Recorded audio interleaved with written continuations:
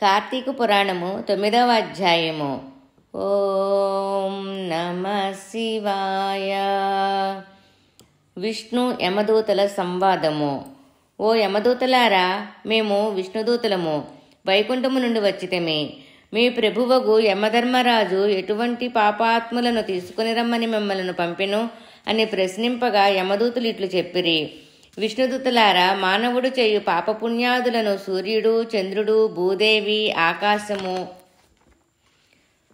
ధనుంజయాది వాయువులు రాత్రింబవళ్ళు సంధ్యాకాలము సాక్షులుగా ఉండి ప్రతిదినం మా ప్రభువు కడకు వచ్చి విన్నవించుచుందురు. మా ప్రభువు కార్యకలాపములను చిత్రగుప్తుని చూపించి ఆ మనుజుని అవసాన కాలమున మమ్ము పంపి వారిని రప్పించెదరు. పాపులు ఎటువంటి వారో వినుడు.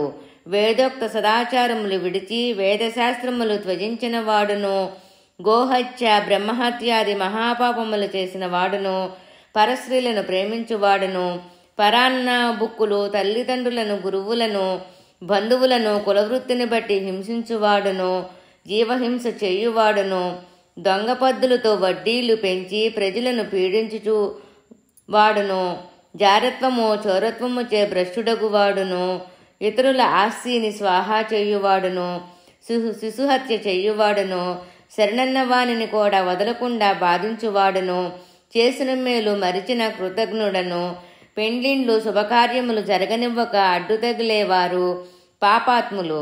వారు మరణించగానే తన కడకు తీసుకువచ్చి నరకమందు పడద్రోసి దండింపుడని మా యమధర్మరాజు గారి ఆజ్ఞ అని యమభటులు చెప్పిరి. అదియును కాక అజామిలుడు బ్రాహ్మణుడై పుట్టి దురాచారములకు లోనయ్యి కులభ్రష్టుడయ్యి జీవహింసలు చేసి కామాంధుడయ్యి వావి వరసలు లేక సంచరించిన వానిని విష్ణులోకమునకు ఎట్లా తీసుకొని పోవుదురు అని యమదూతలనగా విష్ణుదూతులు ఇట్లు పలికిరి. యమకింకరులారా, మీరెంత వివేకులు, మీకు ధర్మసూక్ష్మములు తెలియవు. ధర్మసూక్ష్మములెట్టివో చెప్పేదని వినుడు. సజ్జనులతో సహవాసము చెయ్యువారును, జప దాన ధర్మములు చెయ్యువారును, అన్నదానము, కన్యాదానము, గోదానము, శాలాగ్రమదానము చెయ్యువారు, అనాథ ప్రేత సంస్కారములు చెయ్యువారును, తులసీవనమును పెంచువారును, తటాకములు త్రవించువారును, శివకేశవులను పూజించువారును, సదా హరినామస్మరణ చెయ్యువారును, మరణకాలముందు నారాయణ అని శ్రీహరిని, శివ అని శివుని కాని స్మరించువారును, తెలిసి కాని తెలియ కాని మరే రూపమున కాని హరినామస్మరణ చెవినపడిన వారును పుణ్యాత్ములు. కాబట్టి అజామిలుడు ఎంత పాపాత్ముడైనా మరణకాలమున నారాయణ అని పలుకుచూ చనిపోయిను. కాన మేము వైకుంఠమునకు తీసుకొని పోవుదము అని పలికిరి. అజామిలుడు విష్ణుదూతులు యమదూతుల సంభాషణలు ఆలకించి ఆశ్చర్యమొంది, ఓ విష్ణుదూతలారా, పుట్టిన నాటి నుండి నేటి వరకు శ్రీమన్నారాయణ పూజ కాని వ్రతములు కాని ధర్మములు కాని చేసి ఎరగను. నవమాసములు మోసి కనిపెంచిన తల్లిదండ్రులకు సహితము ప్రణమిల్లలేదు.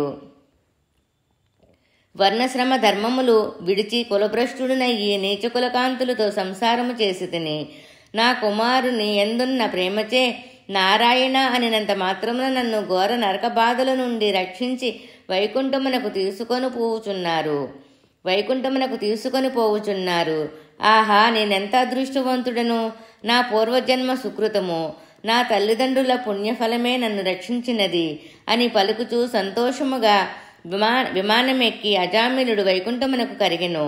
కావున ఓ జనక చక్రవర్తి, తెలిసి కాని తెలియక కాని నిప్పును ముట్టిన నెట్లు బొబ్బలెక్కి బాధ కలిగించునో అటులనే శ్రీహరిని స్మరించిన ఎడల సకల పాపములు నశించి మోక్షము నొందుదురు. ఇది ముమ్మాటికి నిజం. 9వ అధ్యాయము సంపూర్ణం. కార్తీక పురాణము. ఓం నమ శివాయ.